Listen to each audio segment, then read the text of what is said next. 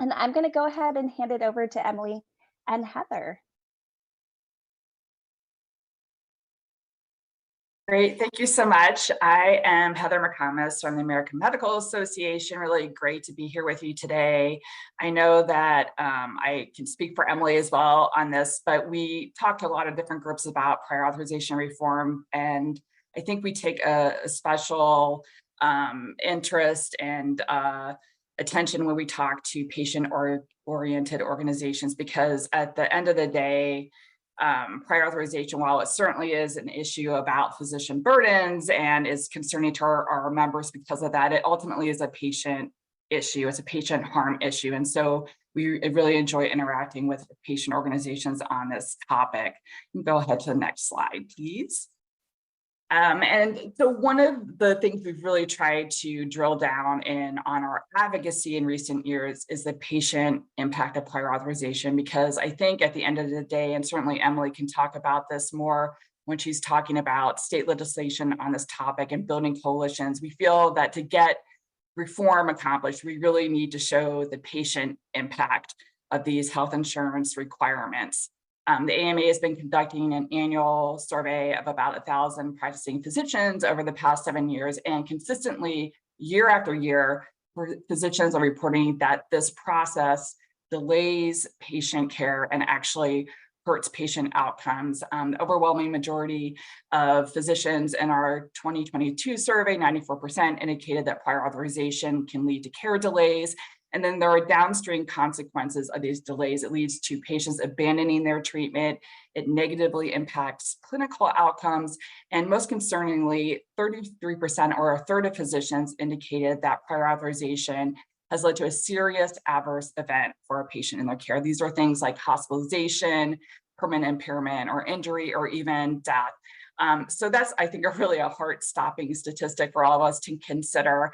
And although it's not on this slide too, that these serious adverse events are obviously very costly for our healthcare system. We also asked physicians if, about the impact on overall healthcare costs, and 86% indicated that prior authorization can actually increase overall healthcare costs, which is kind of nutty because we all know that's the opposite of the intent of the health plans. They're trying to reduce care spend. So we're not even really sure if this process is accomplishing the savings that it's supposed to, or it's purported to by health plans. Go ahead to the next slide, please. So I guess that's the bad news. Patients are being hurt, and our physicians are being taken away from interacting with patients to deal with paperwork. The good news is, I think, as I'm sure we're going to be talking about a lot today, we've seen a lot of interest in this issue the past years, and it's gotten federal attention, which is really great. Something important that happened earlier this year was that CMS finalized their 2024 Medicare Advantage rule, and there were some important provisions in there related to prior authorization reform.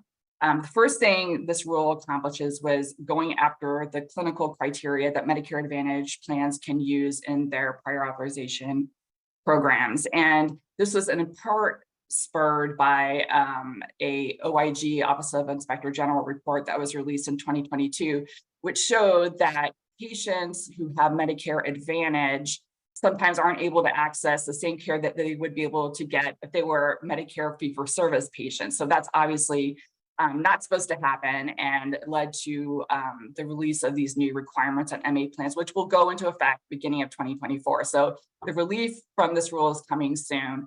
The rule says that the Medicare Advantage plans have to offer the same services to patients that they would be able to get under fee-for-service Medicare. They have to follow national coverage determinations and local coverage determinations when they're available. And if not, they have to use well-established clinical guidelines that are publicly available. In other words, they can't just be making up new clinical criteria and putting in a black box. It has to be accessible. And then the plans also are required to establish a utilization management committee that will be reporting to CMS and showing that the plans are following these new requirements. And that the plans also cannot deny care based on provider type or setting, which we know is really important sometimes, particularly for post-acute care discharges. Plans are limited what kind of setting that a patient can be discharged to. The rule also had some really important new protections for continuity of care. We all know that when patients switch between health insurance plans, it can really lead to disruptions in ongoing successful treatment. The rule says that the plans must provide a 90-day transition period during which the new plan cannot require a new prior authorization for ongoing care. That's really important. Also, and this is another important angle on that continuity of care protection, the prior authorization approval duration must extend to the whole course of treatment. In other words, the MA plans can't have repetitive requirements. And we know this is a really ongoing problem. We hear all the time from both physicians and patients that their plan is requiring prior authorization every month or every couple of months for a course of treatment they've been on for years.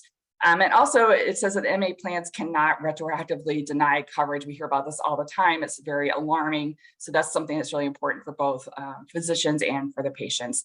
And finally, the rule, it doesn't go as far to require MA plans to offer gold carding programs that would exempt physicians with strong track records of prior auth approvals from prior auth requirements, but it is encouraging plans to offer these kinds of programs, which is really important because it would reduce the overall volume of prior authorization requirements facing physicians and patients. We go to the next slide, please. So there is another CMS prior authorization rule out there, and this one has not been finalized yet. So that's important a distinction to make here. This one is dealing a little bit more with the technology angle of the process. And it's also a little different in that it expands the scope of plans that would be impacted. It includes Medicare Advantage, which is really great. There was a previous iteration of this proposed rule that came out at the end of 2020, and it didn't include Medicare Advantage. So the AMA and a lot of other stakeholders encouraged CMS to add Medicare Advantage to this rule's provisions.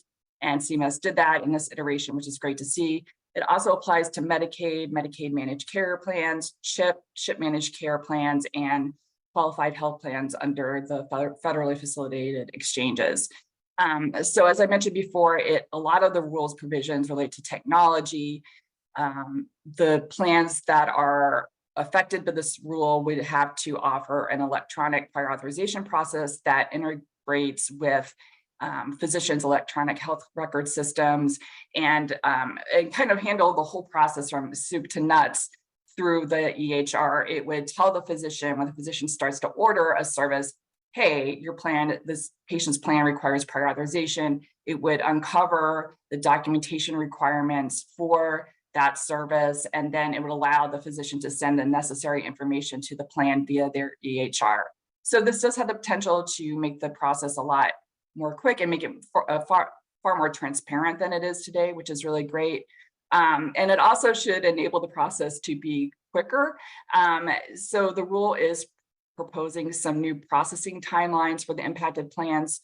It is proposing that urgent prior authorizations be completed in 72 hours and that regular prior authorizations be completed within 7 days. The AMA appreciates this proposal directionally, but we think those timelines, I think we can all agree, are much too long. If you have an urgent health condition, you shouldn't have to wait 72 hours. So we advocate for prior authorizations being completed within 24 hours for urgent care and 48 hours for regular non-urgent cases. Another important requirement that would be accomplished by this rule would be public reporting of prior authorization program metrics on things like approval and denial rates, overturns upon appeal, and average processing time. We think this is a really great thing to hold plans accountable for ensuring that patients are getting the care that they should be getting under these plans. But we did encourage CMS to require more granularity on the data to show specific kinds of services, not just overall at the plan level approval and denial rates. We also encourage the government to put these transparency requirements into place faster because we think it'll be important to see the impact of the electronic prior authorization programs that will go into effect in January 2026 if this rule goes forward. And so we'd have kind of a baseline to measure against if we had a transparency. And then also would require plans to indicate the specific reason for a denial, regardless of the processing method of the prior authorization. So even if it was being done manually, the plan would have to give a specific reason for denying the prior authorization. You can go to the next slide, please. And this rule we are very excited about, in part because it mirrors a lot of the provisions in a piece of federal legislation, the Improving Seniors Timely Access to Care Act that was active in the last session of Congress, that included a lot of the same provisions, things regarding the electronic prior authorization requirements, the public reporting of statistics. And so there was a lot of commonality between that CMS proposed rule and what was in this piece of legislation. It had overwhelming bipartisan support, which I think is really amazing in today's political climate. It passed on a voice vote in the House last September. Unfortunately, the Congressional Budget Office gave it a pretty high score, and so it didn't get through the Senate. And right now there isn't an active version of the legislation in Congress, but everyone's kind of watching to see what happens with the CMS rule. And it's possible that new legislation could be introduced after the rulemaking is complete to fill in any holes and to codify the provisions of the rule and get the same things accomplished. And go to the next slide. I think I'm going to pass it to Emily for the state ledge part. Thanks. Hi, everyone. Thanks so much, Heather. And thanks for inviting us to be part of this webinar. I am just going to quickly kind of talk about some of the action that's been happening in state legislatures, because I think one, there has been up until recently, most of the action around prior authorization has been happening in the states. And two, a lot of the state action, as Heather has mentioned, has informed sort of the federal action. So really important to know what's been going on. For the past several years, the AMA has been working really hard with our partners in the state legislatures and our state medical associations to push for prior authorization reform. A lot of this kind of same principles that Heather mentioned that we've seen in the federal rules and in the federal legislation have made their way into state laws over the last several years, including some of those quick response times. As Heather mentioned, we really urge the 24 hours for urgent care and 48 hours for non-urgent, but we've seen a varying degree of response times in the state legislatures over the years.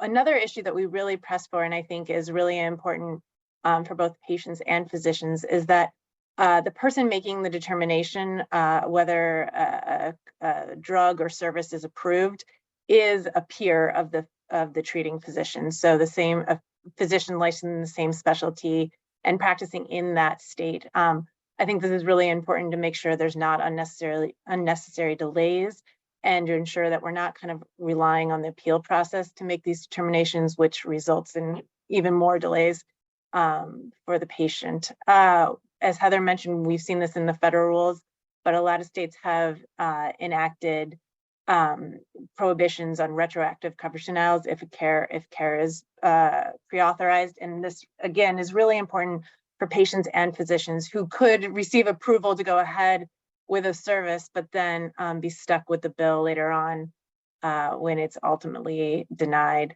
Another issue that has been really present in state legislatures over the last couple of years, and I think this is a critical one, is that we're not repeating prior authorizations for patients with chronic conditions. So your condition has remained the same, your treatment has remained the same, or may vary dosage-wise or other things, but you're not repeatedly going back to the physician's office or other healthcare provider in order to get that prior authorization month after month. Just an incredible waste of time, often results in delays and loss of function and other healthcare status that could be avoided if you didn't have to repeat that prior authorization.